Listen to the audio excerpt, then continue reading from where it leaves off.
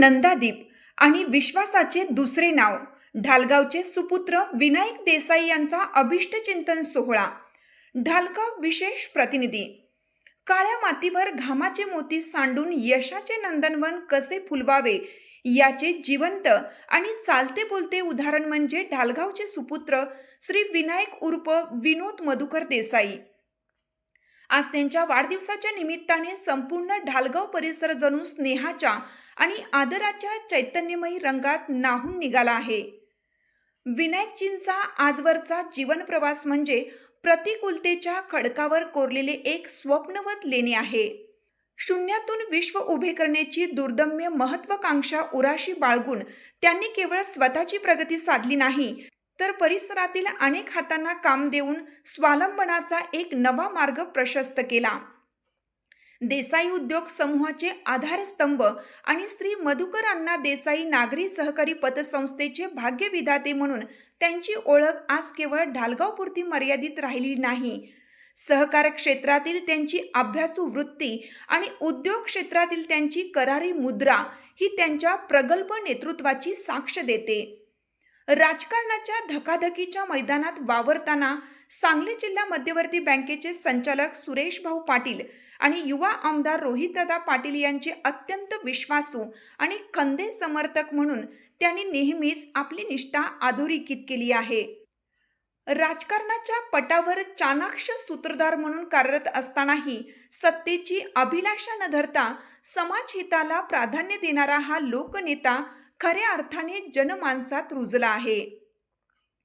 विनायकजींच्या व्यक्तिमत्वाचा सर्वात मोहक पैलू म्हणजे त्यांचे आपल्या कुटुंबावर असलेले निस्सीम प्रेम. जनार्दन आणि विनायक या दोन भावंडांची जोडी म्हणजे साक्षात राम लक्ष्मणाच्या अतूट प्रेमाचा आणि त्यागाचा एक आधुनिक वस्तुपाठच आहे. संकटाच्या वादळात एकमेकांचा हात न सोडता प्रतिकूल परिस्थितीची धार सोसून त्यांनी दुग्ध व्यवसायाचे जे साम्राज्य उभे केले ते आजच्या पिढीसाठी एखाद्या प्रेरणादायी महाकाव्यापेक्षा कमी नाही. यशाचे उत्तुंग शिखर पादक्रांत केले असले तरी त्यांचे पाय आजही जमिनीवर असून गोरगरिबांच्या सुखदुःखात मानण्याची त्यांची वृत्ती त्यांच्या संस्काराची प्रचिती देते. श्रीमंतीच्या उंबरट्यावर असूनही आपल्या दीनदलितांच्या अडीअडचणीला धावून जाण्याचा जो वारसा त्यांनी जपला आहे तोच त्यांच्या व्यक्तिमत्वाला एक वेगळी उंची प्राप्त करून देतो. विनायक उर्फ विनोद म्हणजे केवळ एक नाव नसून तो सामान्यांसाठी एक विश्वासाचा शब्द आहे. मैत्रीच्या दरबारात दिलेला शब्द पाळणारा हा माणूस निस्पृह आणि दिलदार आहे. त्यांच्या संवादातील सात्विक गोडवा, अफाट हजर जबाबीपणा आणि समोरच्याला क्षणात आपलेसे करण्याची त्यांची कला यामुळे आबालवृद्धांच्या मनात त्यांनी जिव्हाळ्याचे स्थान निर्माण केले आहे. व्यवसायाची नवनवीन क्षितिजे शोधणाऱ्या तरुणांसाठी ते आज दिशादर्शक ध्रुव तारका ठरले आहेत.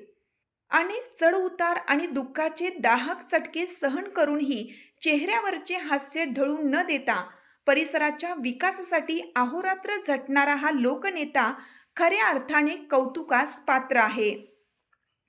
आज त्यांच्या वाढदिवसानिमित्त ढालगावसह संपूर्ण पंचक्रोशीतून शुभेच्छांचा जो महासागर लोटला आहे तो त्यांच्या माणुसकीच्या कमावलेल्या पुंजीचीच पावती आहे. या ध्येय वेड्या आणि अजातशत्रू व्यक्तिमत्वास सुदृढ आरोग्य आणि दीर्घायुष्य लाभो हीच मंगल भावना आज प्रत्येक हृदयातून व्यक्त होत आहे.